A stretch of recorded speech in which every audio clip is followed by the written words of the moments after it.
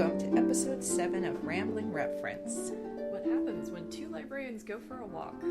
This episode is walk number 2, Nob Hill to Kings Heights and Pittock Mansion Loop. It's in the 2005 edition of the Portland Hill Walk book by Laura Foster. Hi, Becky. Hi, Lori. Oh, you know what? I did not write down anything about what this walk was. Or, do you have the title of the document? I do. This was Nob Hill to Kings Heights and Pittock Mansion Loop. Oh, okay, right. And this was the second time we did the walk. Yeah. This time Lori read and walked. Yes, which I knew was difficult, but realized the difficulties. And I did it on my iPad. Yeah. I think I might just get the new edition of the book. Oh, okay. So I think that just feels easier to flip back and forth and to look at than having to open my iPad and unlock it every time. And even though it's nice and light and easy to carry around, there are times when books are better. There's times when ebooks are better. One of the times when we were trying to find a little tiny house in the picture. Yes. The neighborhood before it was the neighborhood. It was easier to find it in the book, I think. That's true. Yes, your edition came in handy. So, we were using the 2013 edition this time. Right. I think it was quite similar. And I had my 2005 just to see if there were any differences. I don't think we really noticed any. No, I don't think so either. It ended up being a clear day, and we had some nice views, but we still couldn't see the mountains. Yes. Still a little foggy in the distance. Yeah. And we started at Northwest Raleigh in 25th. Where the swallows, or the swifts, rather. Oh, yeah. The swifts nest at the school there. That's usually the in school. The fall. Yes. Oh, I have never been to that, unfortunately. And we're talking about when the swifts come home to roost in the chimney of the school, or leave the roost. No, they come. That's what I've done. Is you go in the afternoon, early evening, and sit and hang out. And there's tons of people there, and you wait, and they start to circle in, and it takes a really long time. Okay. And they eventually get in formation, and they all just swoop in there. Huh. And apparently, it causes death to some of them, just that process. Wow. Because they're all just going down in a tiny hole. And sometimes predatory birds will come along and swoop in and get one. I've seen that happen. And wow. It's just amazing. And it's beautiful and mesmerizing. And I highly recommend it. So that's the spot. Okay. I have not gone because of crowds. There are a lot of screaming children. Let me just say that right now. But worth it once to... Yeah, just to say you've seen it. Yes. Okay. So this is one of those walks where you start out immediately uphill. Seriously uphill. Definitely a hill walk. Yeah, and this is through the neighborhoods in the Tualatin Mountains, Forest Park, and Pittock Mansion. And there were also some stairs on this walk. Stairs. And the author... Laura Foster lets you know how many stairs there are, and when I was trying to remember, it was 823 or something. It was a ridiculous amount of stairs. It was a lot, but we did it. We did it well. Yes, and I haven't gone through all of the walks. The walks on this side of the Willamette are definitely steeper. Yes. Yeah. Which I like. I mean, even though it's a challenge, I like that part of it. I do too. I feel I just feel like I get a better walk when... Yes, better views, better walk, better workout. Yeah. And at the bottom of one of these very long staircases, Lori and I were very excited to see a fire truck coming around the bend, because the author mentioned firefighters like to use these stairs for training. But unfortunately, the fire truck was being followed by an ambulance, so they were probably actually responding to a call. Yeah. Although we would have been happy to help them train. They could have run us up the stairs. Absolutely. And so then one of the neighborhoods we went through was formed into terraces by using a water cannon, which just sounds so... That struck me on both times we've done the walk. Of that guy using a water cannon to basically cause avalanches of mud and rock and... Yeah. Crazy. I can't imagine watching that, just the devastation that would cause. Either. Neighborhood looks nice now, yes. But... and then we also saw one of those camper down elms, which were invented. I guess that's the best way to describe it. By the Earl of Camperdown in Scotland in sometime in the 1700s. He saw some vine growing across his grounds on the ground, and was like, "Hey, what if I splice these things together?" And so it's just this very weird looking tree that has kind of like a normal trunk, and then the top is just chaos. Yeah, it is. It's hard to describe. Yeah, but it's something else. Yeah, it's. I was trying to think. Yeah, you know those big blow up things that are in front of car dealerships with the arms that are just kind of like waving around. That is a good likeness, yes. Yeah. And then we went into Forest Park, which was beautiful. It was a really nice walk. There were lots of people walking. Was it a holiday? I can't remember if it was. I can't remember. Something was going on. It seemed like there was a lot of people out, but it wasn't, uncomfortable amount of people. But we did hear a couple of guys behind us talking about a walk they did, or a Pacific Crest Trail hike they did, where they met up with a 67-year-old woman who was so fit and walking so fast they could barely keep up with her. So I really enjoyed overhearing that story. That was awesome. That's life goals. Yeah, exactly. And so when we got out of Forest Park, we were at Pittock Mansion, basically. And it was really nice to see it again. Except all of the blinds were drawn. Yeah, that was so weird. So, yeah, we couldn't see in. And, yeah. But a very nice view of Mount Hood. Beautiful, yes. Yeah, and, there were a lot of people there. Why? Yeah. Maybe that was a holiday weekend. I can't even remember when we went. I remember it was like President's Day or something. Oh, maybe. We waited till Monday to go since we were both off. Yeah, that could have been it. It was like a month ago, and we can't remember. Clear. Too much for it. And we were also talking about, is it Pittock or Pittock? So I'll talk a little bit more about that. I did some research. And again, I think this walk was more like a really good house walk. Yes. I mean, it was good because it was very hilly, so we got some exercise. But a lot of the things we saw were just really nice houses. Yeah, I enjoyed that a lot. And I also, in addition to the houses, was very excited to see someone riding a BSA motorcycle. Yeah, that was cool. Like, very well restored. It was nice. Yeah. And he looked happy. Yes. And it was nice to see you full of joy. Yeah. It's like, oh my gosh, it's a BSA. We also saw lots of cyclists riding up the hill both times we've gone. Yes. And it looked excruciating.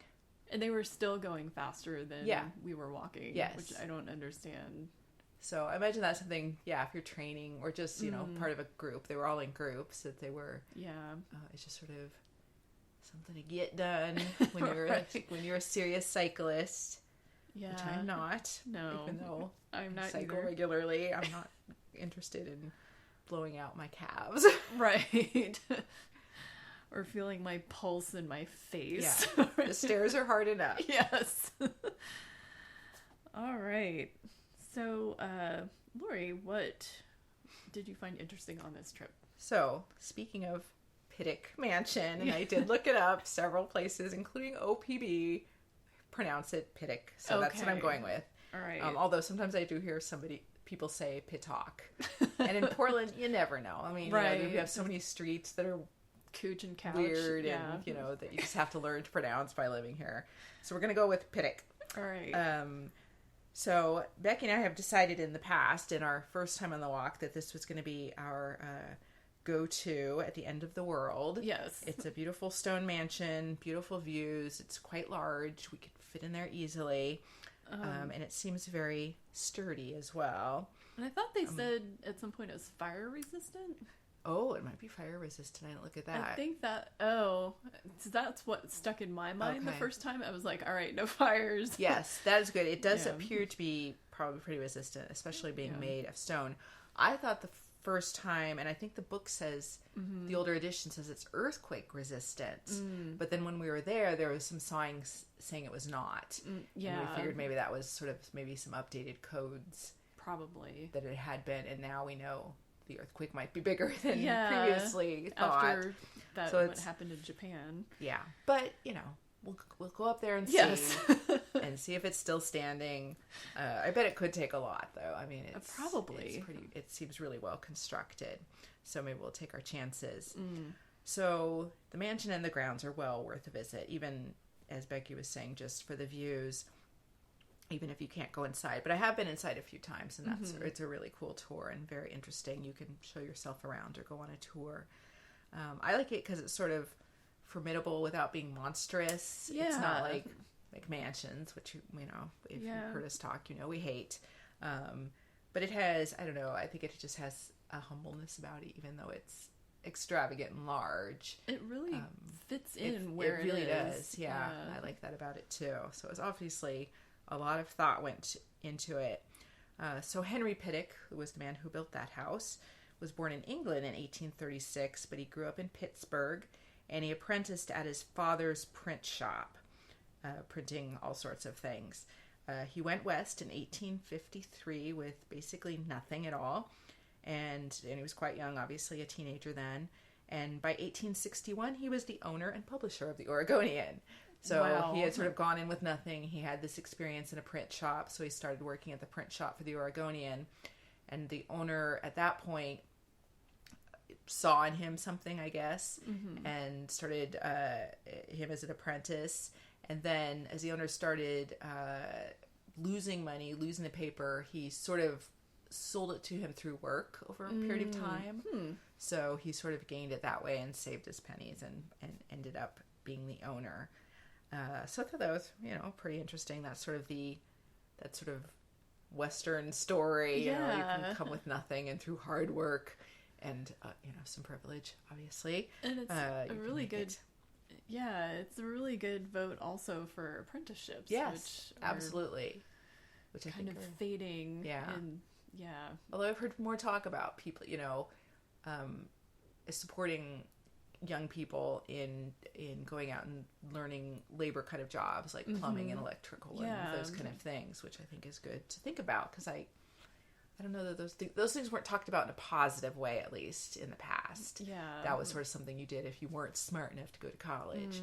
And now I think as people are realizing college is not necessarily the road to success or happiness, that doing other things that give you a skill and a living are great. So I totally agree. So got the Oregonian. He married and had 5 children. He began building the mansion in 1908, sort of starting to plan it, and moved in 1914. So it took a while to build.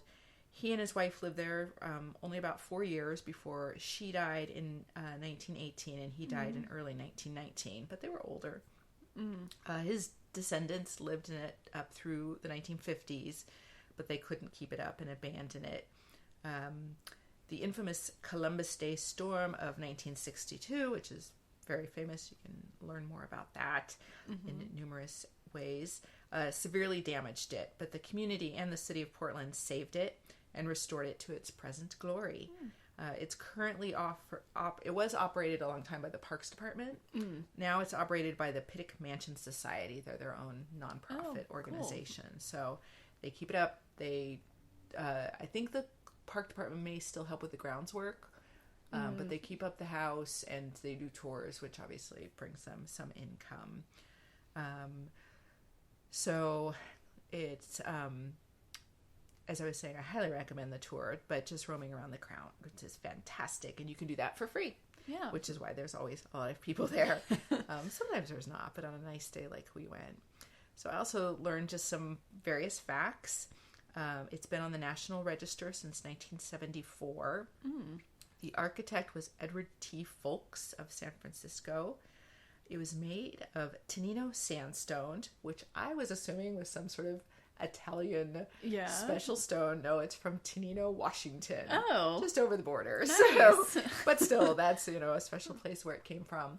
And locally later sourced. Later when they were restoring it, that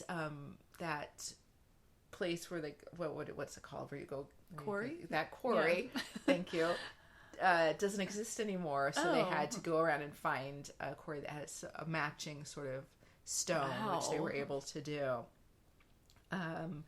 The author indicates, which struck Becki and I both times we went on this walk, that Mr. Pittock biked 46 miles round trip to his daughter's house well into his 70s. We assumed he did it from Pittock Mansion, which, as we've already said, is easy to get down from, hard to get back up to. It is on a high hill. Yeah. But in fact, even though this is still a very impressive feat, he did this from his home in downtown Portland, which doesn't exist anymore. It was torn down and built into, I think now just, like a high rise of some sort. But it's called Pittock Block. Oh. So you can still find that on a map. But that, in his 70s, he would bike from there to his daughter's house. An unfun fact, his wife, Georgiana, was only 14 when they married. Ick. But she made a name for herself as a philanthropist, and she founded the Portland Rose Society and was one of the founders of the Rose Festival. Oh, so great. She was, obviously was her own person and made her own decisions and did just fine. But yeah, I thought that was pretty weird. In the things I was reading, they said she was 15, but when I did the math on her birth date, she was definitely like 14 and a half. Not, so, he was 25 maybe. I don't know, times were different, but still, and so just to talk about some of the sources I used, mostly I used the Oregon Encyclopedia and the Pittock Mansion's website. Oh, all right.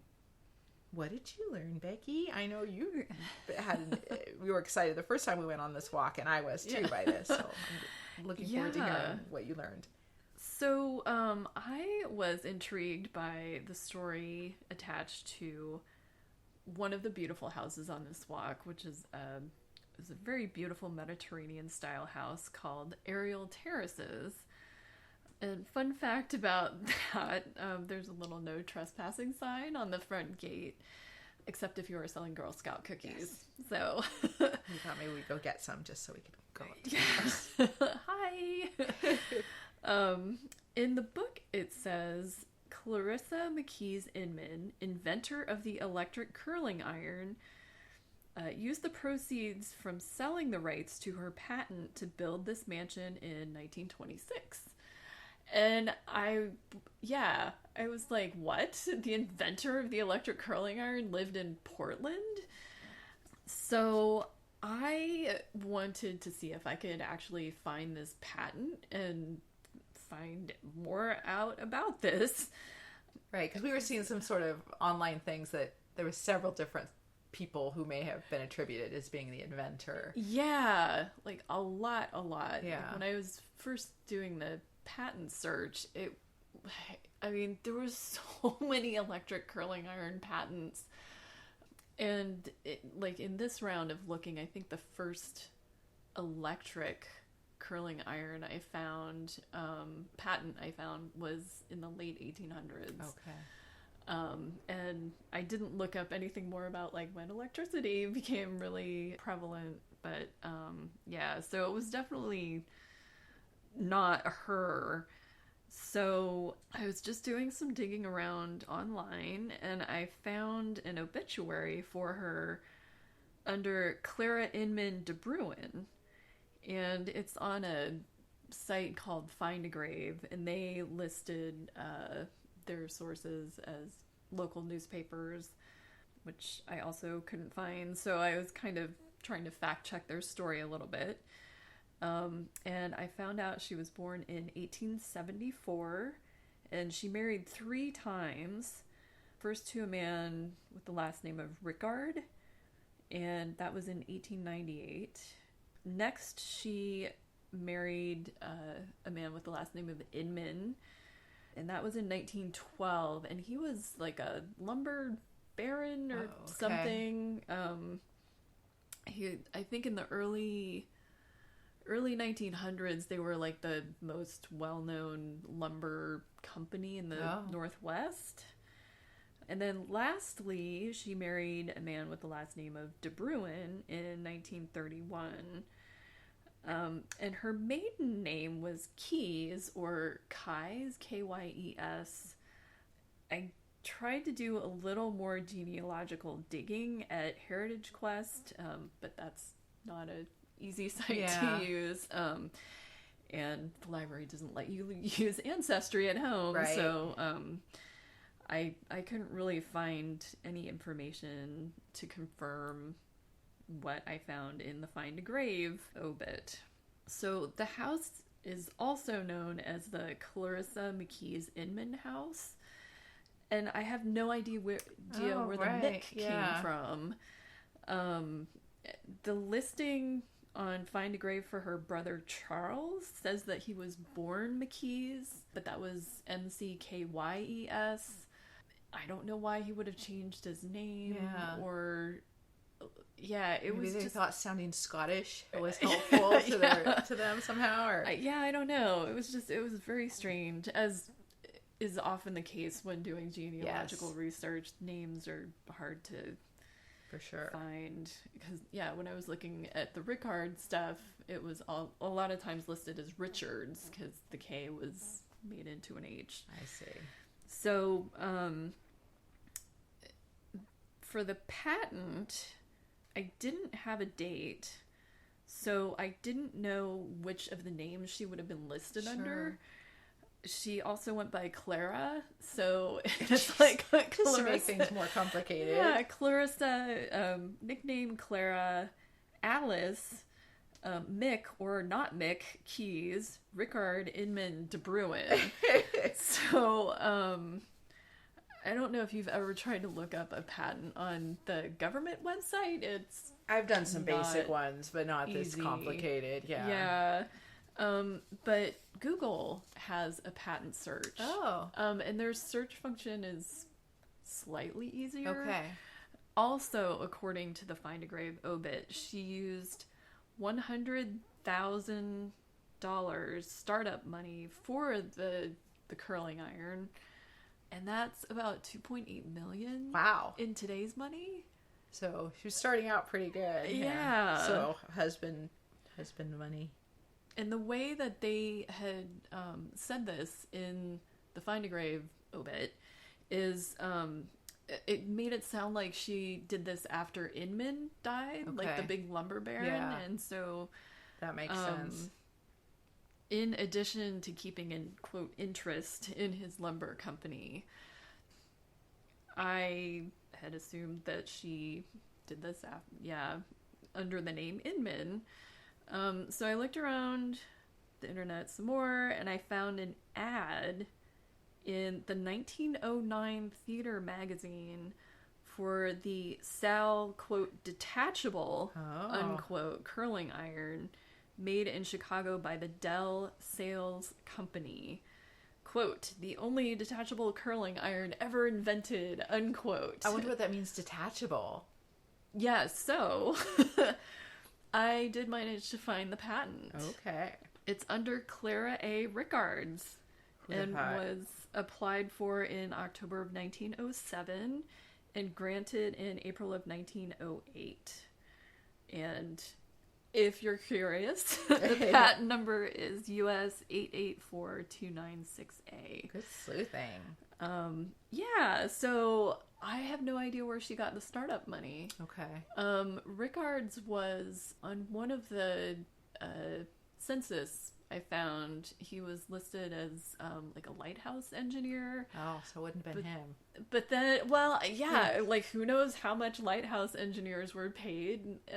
But then he was also listed as like a boat engineer. Okay. So, yeah. But a laborer, so probably not making millions. But who knows? I would imagine not. So, like, maybe she's just one of those people that's really good at talking other people into giving her money. Yeah. So a little bit more about this curling iron. There's a listing for it in the McGraw Electrical Directory of 1910. The Dell Sales Company either submitted a write-up or McGraw was really impressed because it's described as, quote, a striking illustration of economy as well as convenience in the use of electricity, unquote. It's also described as handsomely finished and had a generally fine appearance. So I kind of think maybe that was the Dell Sales Company. Yeah. And they explain in that article that you can plug it into a light bulb socket on any electric fixture, and then the cord is detachable from the end of the handle. Oh. Okay. So I would imagine that could have been really popular. Yeah. You know, you're not dragging a cord around with you, and they may not have had like the swivel cords that we have today. So it would get really twisted up. Especially when you're trying to do your Marcel wave. Although I think that's a little early for that. And a cool thing about the Google patent search is you can actually click on the author's name, and so I clicked on hers, and she also invented and patented a water bottle stopper and heating attachment. It was filed in April of 1909 as a resident of Chicago and filed by Schrader Sons Incorporated and finally granted in 1916. Cool. So she did not invent the electric curling iron, but it's super impressive nonetheless. Yes, a enhancement. Yes. To the curling iron. Yeah, very impressive. Yeah. That's so cool that you found all that out. Yeah, so now... Because we were like, she couldn't have invented the curling iron. We would have heard this. I know. But yeah, like you saw, there was lots of people, probably nobody really invented the curling iron. It came about, you know, and lots of people invented lots of different types of things that were like that. So many patents for so many changes to the curling iron. So, yeah. A lot of creative people out there. Sure. So, yeah, this was a great walk. It's one of my favorites in the book. Yeah. And one of the first ones we went on to start out our walks. I think it's the second one that's listed in the book. Yeah. Yeah. Definitely highly recommend it. I think this one's probably pretty good in any type of weather. Yes, I think so too. It's because the houses are so nice, and you get views no matter what. So yeah. All right. Good walk. Yes. Thanks for listening. On our next episode, we'll be rambling around someplace else. We have not decided yet.